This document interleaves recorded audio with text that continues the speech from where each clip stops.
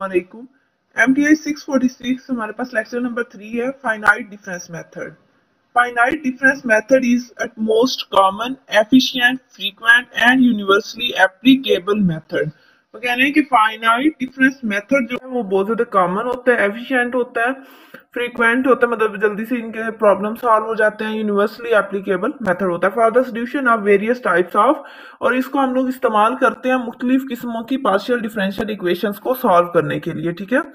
Numerical solution obtained from finite difference method are actually the values of discrete points। जो discrete point पे values आती हैं उनको हम लोग इसके अंदर ऑब्टेन करते हैं in the solution domains which are called them grid point. और जो हमारे पास पॉइंट्स आते हैं उनको हम क्या कहते हैं, ग्रिड पॉइंट।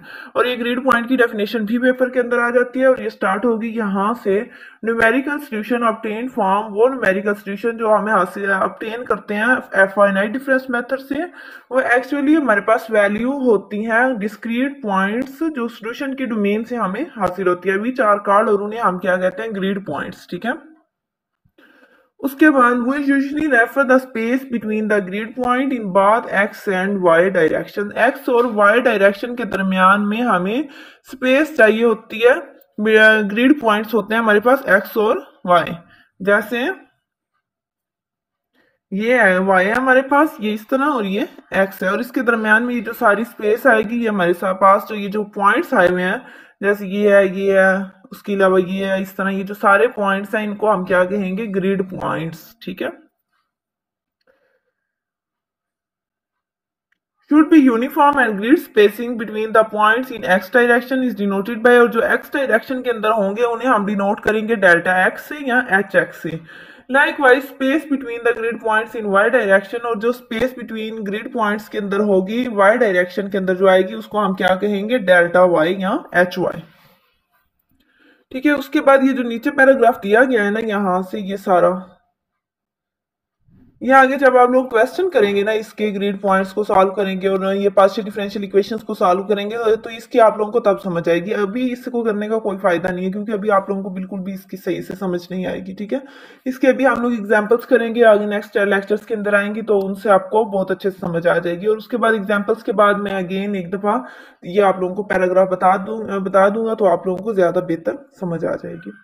उसके बाद Taylor series expansion apply to finite difference method. Taylor series expansion जो फाइनाइट डिफरेंस मेथड पे अप्लाई होती हैं वो कौन सी होती है, partial derivatives in partial differential equation are replaced by the finite difference approximation. जो पार्शियल डेरिवेटिव हमारे पास होते हैं, पार्शियल डेरिवेटिव हमने लेक्चर नंबर 1 के अंदर और 2 के अंदर देखे थे, are replaced by the finite difference approximation, उनको हम लोग रिप्लेस कर देते हैं फाइनाइट डिफरेंस अप्रोक्सीमेशन से at each grid point, her grid point के ऊपर। और ग्रिड पॉइंट हमने अभी देखा आई और जे की फॉर्म के अंदर थे, which are approximated by then neighboring values utilizing the Taylor series expansion। और उनको अप्रोक्सीमेट करते हैं हम लोग उनकी नेबरिंग, उनकी नजदीकी वैल्यूज के साथ by using Taylor series expansion।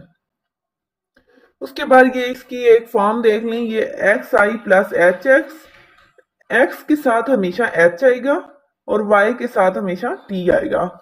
ये एच होता है स्पेस डेरिवेटिव और टी के हम यूज करते हैं टाइम डेरिवेटिव के लिए, ठीक है।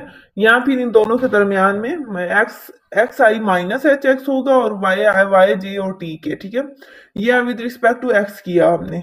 अब आगे नेक्स्ट हम लोग by Taylor expansion about the point x i y j t के साथ जब हम लोग करेंगे एग्जैक्ट एक्सप्रेशन हमारे पास जो आएगी, उनके इसी एक्सप्रेशन के इर्द गिर्द, ये जो हम लोगों के पास एक्सप्रेशन थी इसके इर्द गिर्द एफ जब हम लोग लगा देंगे तो वो क्या हो जाएगी, एग्जैक्ट हमारे पास एक्सप्रेशन आ जाएगी, ठीक है। और ये सारा कुछ इक्वल होता है, ये जो हमने टेलर सीरीज एक्सप्रेशन पहले भी पढ़ी हुई है, किसकी हमने पढ़ी थी, एफ एक्स प्लस एच की, ठीक है। वो क्या होती थी, sorry, F of x plus H over 1 factorial F of x plus H square over 2 factorial F, ये एफ एक्स प्राइम आएगा, F of x double prime, और इसी तरह ये सो ऑन चलता रहता है। इसी टेलर सीरीज एक्सप्रेशन को जहां पे एच आता है ना वहां पे उन्होंने एच एक्स लगा दिया, जहां पे ये एक्स आई वाई ये एक्स आता था ना, हम लोग एफ ऑफ एक्स करते थे ना, तो एक्स की जगह पे ये सारी टर्म्स लगा लें तो सिंपल वही टेलर सीरीज एक्सप्रेशन है। उसके बाद इसको थोड़ा सा आगे उन्होंने सॉल्व कर दिया, माइनस के लिए बल्कि पहले प्लस के लिए लिखी, अब उन्होंने ये नीचे माइनस के लिए भी लिख दिया। इन particular hx if is very small than hx cube and its higher power can be neglected। तो h of x की जो पावर थी वो 3 थी, उसको उन लोगों ने निगलेक्ट कर दिया, मतलब खत्म कर दिया, बस 2 तक उन्होंने रखा। री right the above two equations. अब अगेन से इन दोनों इक्वेशंस को लिखा, इसके एंड वाली दो टर्म्स को खत्म कर दे, बस यहाँ तक ये लिख दे। The above two equations are second order accurate। तो above जो दो इक्वेशन है वो हमारे लिए सेकंड ऑर्डर तक की है। देखिए ना, पावर इसकी 2 है, ठीक है, तो ये सेकंड ऑर्डर तक के, जब हम लोग 3 वाली भी ले आएंगे तो वो हो जाएगा थर्ड पावर, ठीक है। If terms of order hx का square and higher order terms are neglected then the above. अगर हायर ऑर्डर हमारे पास स्केयर है, इसको भी हम खत्म कर दें, पहले 3 को खत्म किया था, अब अगर 2 को भी खत्म कर दें तो कितनी हमारी बात जाएगी, यहां तक इक्वेशन, ठीक है।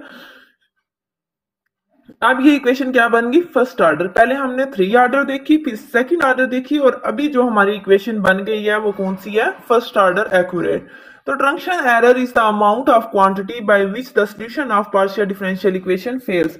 ट्रंक्शन एरर की डेफिनेशन भी पेपर के अंदर आ जाती है। ट्रंक्शन एरर वो एरर होता है जहां पे अमाउंट ऑफ क्वांटिटी, वो अमाउंट ऑफ क्वांटिटी फाइंड करते हैं जहां पे पार्शियल डिफरेंशियल इक्वेशन का सॉल्यूशन फेल हो जाता है to satisfy the approximate solution at some grid points, कुछ ग्रिड पॉइंट्स पे जाके। Truncation error can be reduced by retaining more terms in the Taylor series expression. उसके बाद लेक्चर नंबर 4 है हमारे पास, simple finite difference approximation to a derivative। We will derive some simple finite difference approximation to first and second order derivatives in both x and y direction। दोनों x और y directions के अंदर first और second derivative अगर हम लोग देखें तो फॉरवर्ड डिफरेंट कौन सा होता है, जिसके अंदर यहाँ पे एक्स आई प्लस एच होता है, ठीक है।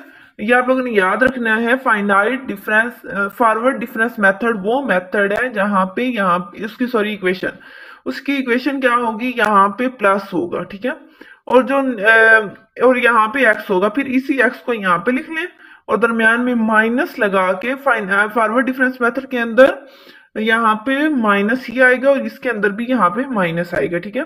बस फर्क क्या होगा, यहाँ पे ये वाली टर्म यहाँ पे आ जाएगी और ये वाली जो टर्म है यहाँ पे आएगा, लेकिन यहाँ पे माइनस आएगा दरमियान में, ठीक है। ये दो इक्वेशंस हैं, forward difference method and backward difference method. और जो OHX है, OHX है, ये वैसे ही उन्होंने साथ एक टर्म दे दी ऑर्डर की।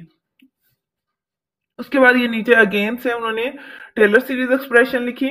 अब सॉल्विंग फॉर एफ एक्स के लिए जब हम लोग सॉल्व करेंगे तो सेम वही आ जाएगा। एफ एक्स अगर हम लोगों ने फाइंड करना हो तो क्या होगा, एफ एक्स ये वाली जो टर्म थी, एफ एक्स ये वाली एक साइड पे रहने दे, बाकी सारा कुछ जब ये वाली निगलेक्ट कर दें, बाकी सारा कुछ जब उधर जाएगा तो ये 2 उधर जाएगा तो डिवाइड होगा, बाकी एच ऑफ एक्स इधर बच गया, एच ऑफ एक्स भी इधर जाएगा तो मल्टीप्लाई हो रहा था, इस साइड पे आके डिवाइड हो गया। और ओ एच एस हमारे पास एक वैसे ही एक होता है कांस्टेंट ऑफ प्रोपोर्शनैलिटी।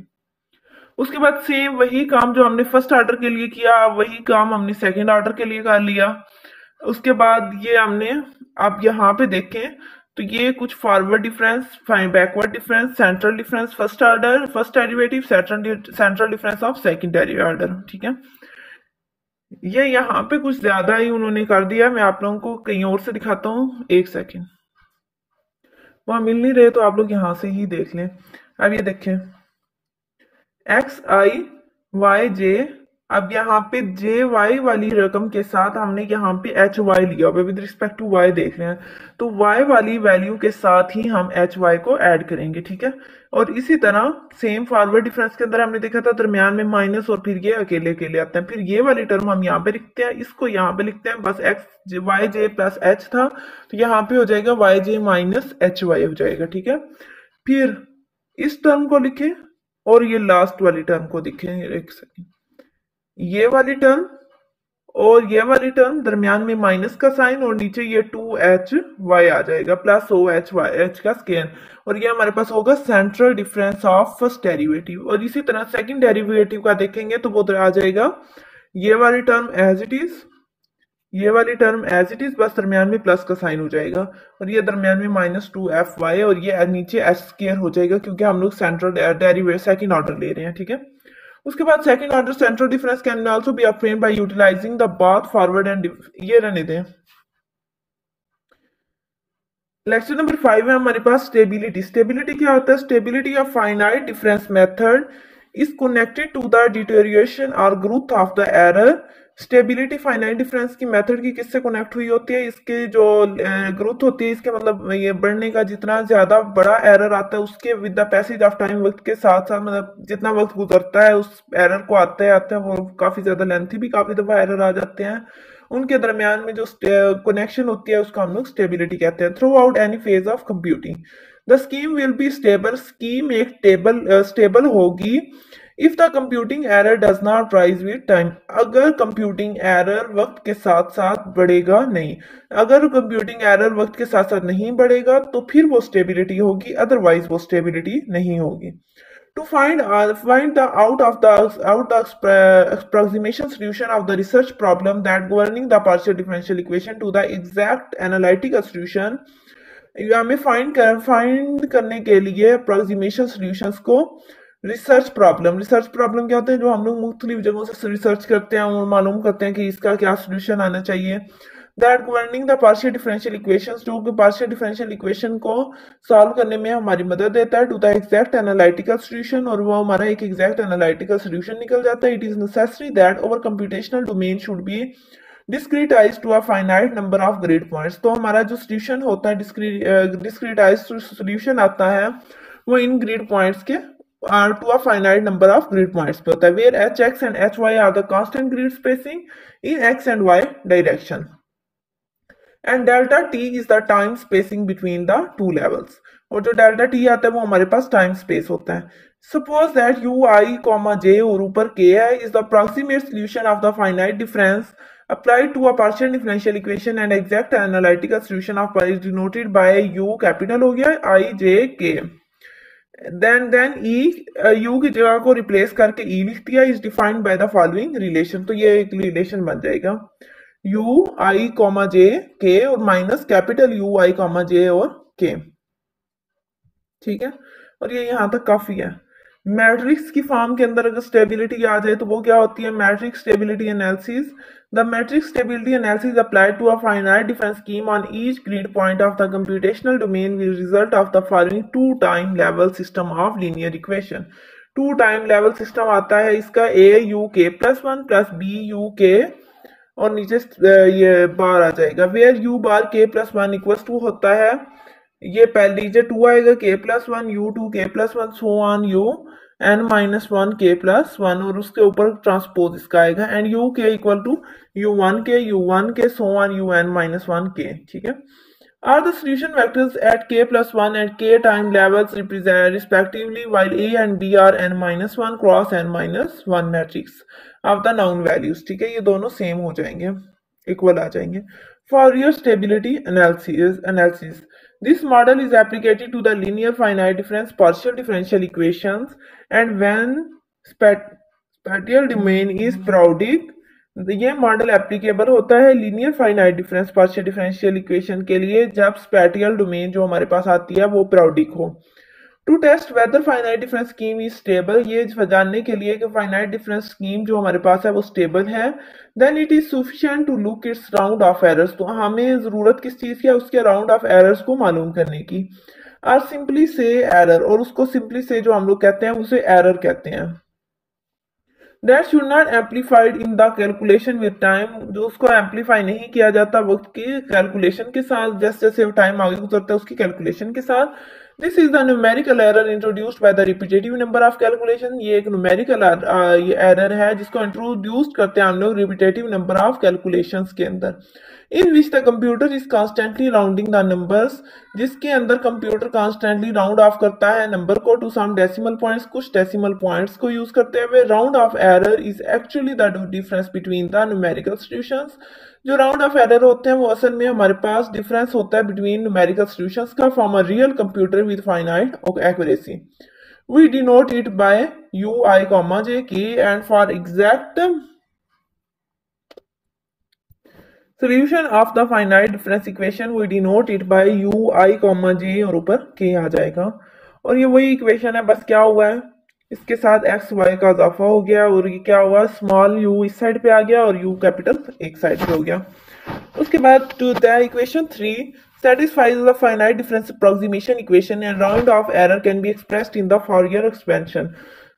और जो राउंड ऑफ एक्सप्रेशन निकलेगा वो इस पूरी फॉरियर एक्सप्रेशन से निकलेगा, इस एक्सप्रेशन को यूज करते हुए आगे होगा, जहां पे लैम्डा के की वैल्यू हमें दे दी, लैम्डा के इक्वल है 1/L स्क्वायर, 0 से L इन ये इंटीग्रेशन, और ये पूरी इक्वेशन देख लीजिएगा। उसके बाद डेफिनेशन दी गई है where L1 L2 is the amplification factor, जो कि L1 और L2 हमारे पास है वो amplification factors हैं, is the Fourier component। Finite difference scheme will be stable, finite difference scheme जो है वो स्टेबल होगी if every Fourier component is stable, जब सारे फॉरियर कंपोनेंट स्टेबल होंगे। Von Neumann stability is given by, जो von Neumann stability आएगी वो इस तरह है L1 L2 less than equals to 1 if the finite difference scheme satisfies the condition, अगर फाइनाइट डिफरेंस स्कीम सेटिस्फाई करें इन कंडीशंस को defined by equation 4, then amplification factor will not grow, तो फिर आगे ये जो एम्प्लीफिकेशन फैक्टर आया ये आगे नहीं बढ़ेगा as we march forward in time t, और फिर हम लोग वापस मार्च वो जो फॉरवर्ड टाइम टी था उसकी तरफ जाएंगे। It has been observe that more and more time steps, इस तरह हम लोग ऑब्जर्व करेंगे ज्यादा से ज्यादा टाइम स्टेप्स करके are required for calculation over a given interval of time. क्यों करेंगे हम लोग, ये जरूरी है, रिक्वायर्ड है for calculation over a given interval of time. When we utilize explicit finite difference scheme in which we are forced to choose delta t, जब हम लोग यूटिलाइज करेंगे एक्सप्लिसिट फाइनाइट डिफरेंस स्कीम को, जहां पे वही आर फोर्स, जहां पे हमें फोर्स किया जाएगा टू चूज डेल्टा टी, कि हम लोग डेल्टा टी को चूज करें, that should be less than to a specific limit, जो कि हमारी स्पेसिफिक लिमिट से लेस देन है, इम्पोज्ड बाय स्टेबिलिटी कंस्ट्रेंट्स, जो कि इम्पोज हुआ है हमारी स्टेबिलिटी कंस्ट्रेंट्स है। Where is in case of implicit and Crank Nicolson finite difference scheme, जब हम लोग इम्प्लिसिट और Crank Nicolson finite difference scheme के अंदर देखें fewer time steps are required for over calculation, तो बहुत ज्यादा टाइम स्टेप्स की जरूरत होती है हमें कैलकुलेशंस के लिए over a given interval of time. हमारे पास जो गिवन इंटरवल दिया गया होता है उसके अंदर in which we are free to choose even large values of time step delta t, और इसके अंदर हमें ज्यादा बड़ी वैल्यूज भी फाइंड कर सकते हैं। उसके बाद लेक्चर नंबर 6 है हमारे पास consistency and convergence of finite difference method. If the magnitude of truncation error approaches 0, अगर हमारे ट्रंक्शन एरर का मैग्नीट्यूड 0 को अप्रोच कर रहा हो तो हमारी grid sizes h x and h y in bar directions of coordinate axis along with delta t approaches to 0, ये दोनों जो है बात जो कोऑर्डिनेट एक्सिस यानी एक्स और वाई एक्सिस के साथ है विद डेल्टा टी अप्रोच करेगा 0 को, then the approximate solution of the partial differential equation is called consistent. अगर 0 आ जाता है तो हमारे पास जो अप्रोक्सीमेट सॉल्यूशन होगा पार्शियल डिफरेंशियल इक्वेशन का उसको हम कंसिस्टेंट कहेंगे with the exact numerical solution, उसके न्यूमेरिकल सॉल्यूशन के साथ। इन अदर वर्ड्स, दूसरे अल्फाजों में truncation error vanishes as we utilise small mesh sizes, जो ट्रंक्शन एरर होगा वो खत्म हो जाएगा जब हम लोग यूटिलाइज करेंगे स्मॉल छोटे छोटे एरर्स को, साइज एरर्स को एज टाइम स्टेप्स, और जो टेंड्स टू 0 जो 0 की तरफ मूव कर रहे हैं, यानी h x h y and delta t approaches to 0। Note that consistency is a necessary condition, अगर ये देखें तो हम लोग कंसिस्टेंसी एक नेसेसरी कंडीशन है but not a sufficient condition for convergence. A finite difference method scheme is said to be convergent, एक finite difference scheme को हम लोग convergent भी कह सकते हैं if approximate solutions ui comma j की power k of partial differential equation approaches to 0 as grid sizes hx and hy as well as delta t approaches to 0। Limit hx hy delta t approaches to 0 ui comma j की power k minus ui comma j power k equal 0। The stability and consistency of linear partial differential equations with constant coefficient implies convergence। ठीक है, उसके बाद explicit, implicit और Crank Nicolson schemes क्या होती हैं हमारे पास। A finite difference scheme is said to be fully explicit scheme, एक फाइनाइट डिफरेंस स्कीम को हम लोग मुकम्मल एक्सप्लिसिट स्कीम कह सकते हैं if we can find the value of the function, अगर हम लोग वैल्यू फाइंड कर लें फंक्शन की at the next time level, अगले टाइम लेवल पे on each grid points, her grid points को यूज करते हुए ऑफ द कंप्यूटेशनल डोमेन, उसकी जो कंप्यूटेशनल डोमेन होगी उस पे with the help of an explicit formula को यूज करते हुए विच कंटेन ग्रिड पॉइंट्स, जिसके अंदर ग्रिड पॉइंट वैल्यूज भी हो in the previous time level, पिछले टाइम लेवल की। The fully explicit scheme leads us to impose the restriction on choosing the maximum acceptable time steps delta t for stability। जो मुकम्मल explicit scheme होती है, fully explicit scheme, वो lead करती है हम लोग के रेस्ट्रिक्शंस कहते हैं, जो पाबंदियां वगैरह लगती हैं, on choosing the maximum acceptable time, जब हम लोग चूज कर रहे हो मैक्सिमम टाइम स्टेप्स लेवल्स को for stability, so to attain the stability of the finite difference scheme. जब हम लोग अटेन करना चाहें स्टेबिलिटी फाइनाइट डिफरेंस स्कीम की, तो हमें यूटिलाइज करने की तो बहुत we have to utilize so many time steps, तो हमें बहुत ज्यादा टाइम स्टेप्स को यूटिलाइज करने की जरूरत होती है। If we are going to choose delta t, अगर हम लोग डेल्टा टी को चूज करें, such that it approaches to zero, क्योंकि ये अप्रोच कर रहा है जीरो को। On the other hand, in fully implicit scheme there are no such explicit formula। fully implicit scheme के अंदर कोई भी explicit formula exist नहीं करता। इसके ग्रिड पॉइंट्स की वैल्यूज को डायरेक्टली फाइंड करने के लिए पिछले टाइम लेवल का इस्तेमाल करते हुए, because the values on each the grid points are scattered between two time levels on both sides of the difference equations, क्योंकि वैल्यूज जो ग्रिड पॉइंट्स की आएंगी वो स्कैटर करेंगी दो टाइम लेवल्स के दरमियान में on both sides of the difference equation, जो दोनों साइडों पे डिफरेंस इक्वेशन होंगे उनके। The resultant finite difference equation generate system of linear algebraic equation. जो रिजल्टेंट फाइनाइट डिफरेंस इक्वेशन आएगी वो हमारे पास वो जनरेट करती है system of linear algebraic equations को, that can be solved by utilising matrices. इसको हम लोग सॉल्व करते हैं अपने मैट्रिसेस को यूटिलाइज करने के लिए। इन फुली इम्प्लिसिट स्कीम, हमारी फुली इम्प्लिसिट स्कीम में there is no restriction on choosing the maximum acceptable time step. कोई रिस्ट्रिक्शन नहीं होती चूज करने में मैक्सिमम एक्सेप्टेबल टाइम स्टेप्स को for stability, such as fully explicit scheme। Therefore, fewer number of time steps can be utilized with the lowest time steps for stability।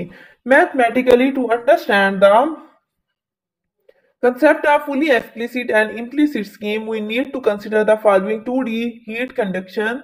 यहाँ पे heat आएगा, ठीक है, head नहीं है। heat conduction partial differential equations at some grid points of the solutions। अब ये हमारे पास एक इक्वेशन दे दी है, ठीक है, del partial u over partial t है, और पार्शियल यू के आगे x i y j t के भी लिखा हुआ है, ये बस वो मतलब एक्स की जगह पे सारी टर्म्स आ जाएंगी, ठीक है।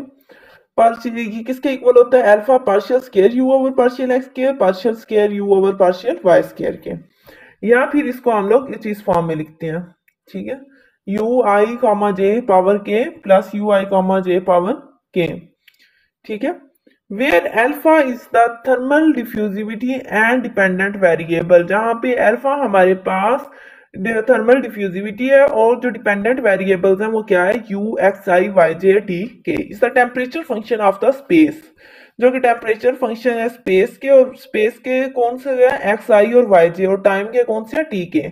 रिप्लेस करें space derivative by the second order central difference equation at time level. इसको रिप्लेस कर दें सेकंड ऑर्डर के अंदर ये सेंटर डिफरेंस पे एट टाइम लेवल के and time derivative by first order forward difference equation. अब वो कह रहे हैं, यहां से आप लोगों को समझ आई, रिप्लेस करें स्पेस डेरिवेटिव को। स्पेस डेरिवेटिव कौन सा है हमारे पास, विद रिस्पेक्ट टू एक्स और वाई जो है, ठीक है, ये वाली टर्म पूरी। इसको सेकंड ऑर्डर सेंट्रल डिफरेंस से एट टाइम लेवल के, टाइम लेवल जो यूज होगा वो के यूज होगा। उसके बाद और टाइम डेरिवेटिव को रिप्लेस करें first order forward difference equation को, टाइम डेरिवेटिव की है, इस पे आप लगा दें फर्स्ट ऑर्डर ये फॉरवर्ड डिफरेंस और राइट करें एक्सप्रेशन को। अब ये देखें, ये जो हमारे पास है ना, ये हमारे पास फॉरवर्ड डिफरेंस मेथड है फर्स्ट ऑर्डर, ठीक है, और ये हमारे पास कौन सा है, central difference for second order. ये वैल्यूज आप लोगों ने जुबानी याद करनी है। ये पेपर के अंदर आपसे इक्वेशन ये भी सिर्फ पूछ सकते हैं कि फॉरवर्ड डिफरेंस इक्वेशन कौन सी है with respect to space and time derivative, ठीक है, ये बल्कि ये उसकी है स्पेस डेरिवेटिव की with respect to space derivative. उसके बाद आप लोगों से ये भी पूछ सकते हैं कि सेंट्रल डिफरेंस मेथड बताएं विद रिस्पेक्ट टू ये सॉरी फॉरवर्ड डिफरेंस टाइम के साथ लिखी हुई है क्योंकि इसके ऊपर टी है, और एक्स और वाई हमारे पास स्पेस डेरिवेटिव होते हैं, ठीक है। ये दोनों इक्वेशंस अच्छे से याद करनी है आप लोगों ने, ये वाली और ये वाली, ठीक है। तो equation 2 contain only unknown dependent variables, इसके अंदर सिर्फ अब अननोन डिपेंडेंट वेरिएबल्स हैं। अब इन्हीं वेरिएबल्स को हम लोग यूज करके आगे इक्वेशंस को फाइंड करेंगे, ठीक है। तो हमारे पास एक टाइम डेरिवेटिव की एक और फॉरवर्ड डिफरेंस की हमें दे दी। अच्छा, ये अलग से करके लिख दिया। अब ये देखें यहाँ पे, ये हमारे पास सिंपल जो डेरिवेटिव होता है फॉरवर्ड डिफरेंस मेथड का, वो कुछ इस फॉर्म में आता है, ठीक है। ये अगेन वो वाली इक्वेशन 2 को हमने लिख दिया, ठीक है। With respect to space derivative ये आएगा ना हमारे पास, ये वाला, और विद रिस्पेक्ट टू टाइम ये आएगा, और इसको हम लोग फुली इम्प्लिसिट स्कीम कहेंगे। उसके बाद ये जो आगे है ना, ये इन्होंने इसी इक्वेशन के अंदर, वो जो ऊपर हमने इक्वेशन की थी, उसी इक्वेशन के अंदर अगेन वो थर्ड ऑर्डर के लिए और इस तरह वो सेकंड ऑर्डर को अगेन आगे सॉल्व करके ये उसका आगे बनाया हुआ है, ठीक है। ये आप लोगों को अभी थोड़ा बहुत शायद ना समझ आए, लेक्चर नंबर आगे जब हम लोग जाएंगे नेक्स्ट लेक्चर्स के अंदर, तो आप लोगों को इसकी मुकम्मल समझ आ जाएगी, क्योंकि इसके आगे सारे जितने भी क्वेश्चंस हैं वो इन्हीं इक्वेशंस को यूज करते हुए सॉल्व होंगे, ठीक है। होप सो यहाँ तक समझ आ गई होगी लेक्चर नंबर 5 से 6 तक। अगर फिर भी कोई कंफ्यूजन हो तो कमेंट बॉक्स में पूछ सकते हैं। Thank you so much.